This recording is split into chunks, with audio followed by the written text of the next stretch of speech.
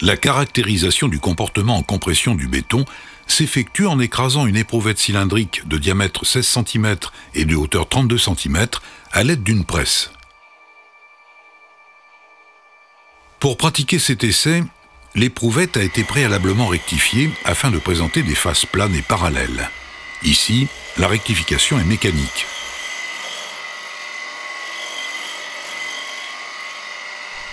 Mais souvent, elle est réalisée avec un produit de surfaçage, mélange de sable et de soufre.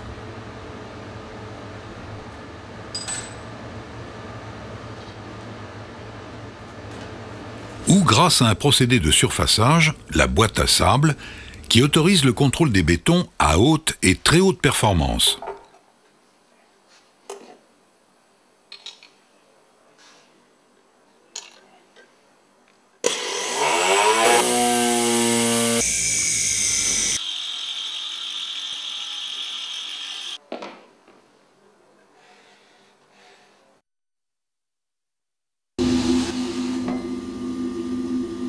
L'éprouvette est mise en place entre les plateaux de la presse, de manière à ce que l'effort de compression soit bien centré.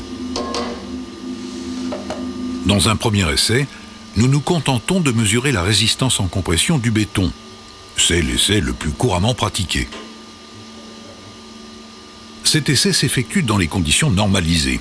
La vitesse de chargement est ici égale à 10 kN par seconde, soit 0,5 MPa par seconde, compte tenu de la section de notre éprouvette.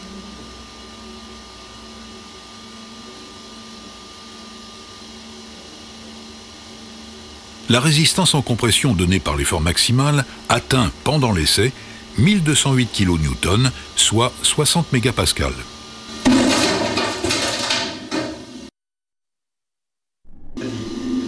Dans un second essai, nous allons mesurer le module d'élasticité.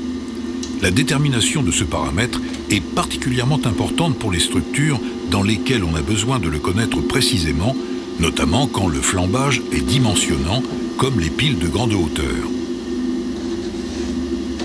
La mesure s'effectue grâce à un système constitué de deux couronnes prenant appui sur l'éprouvette à l'aide de vis pointeaux. Entre les deux couronnes, 3 capteurs de déplacement permettent d'obtenir une mesure moyenne de la déformation du béton entre les deux plans définis par les vis pointeaux.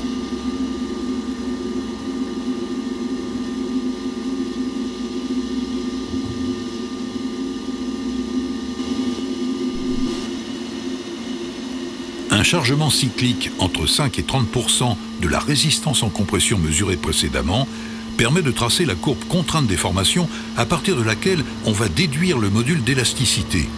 Ici, le module est égal à 39 000 MPa.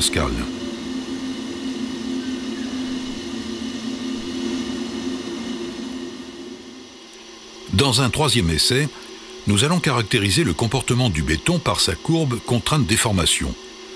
Le même capteur de déplacement que pour la mesure du module est utilisé afin de mesurer la déformation. La courbe contrainte déformation, d'abord quasi linéaire, devient ensuite non linéaire.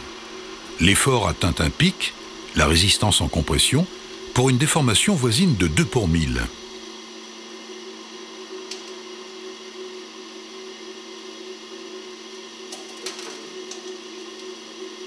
Ensuite, il décroît. Cette partie décroissante sera approchée dans la loi de comportement réglementaire par la partie rectangle.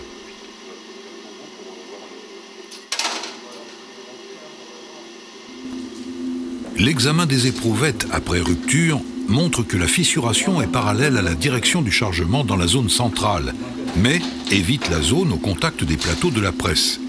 Ceci est dû au phénomène de frettage et conduit, lorsque l'effort est bien centré, à l'apparition de cônes de rupture sous les plateaux d'appui.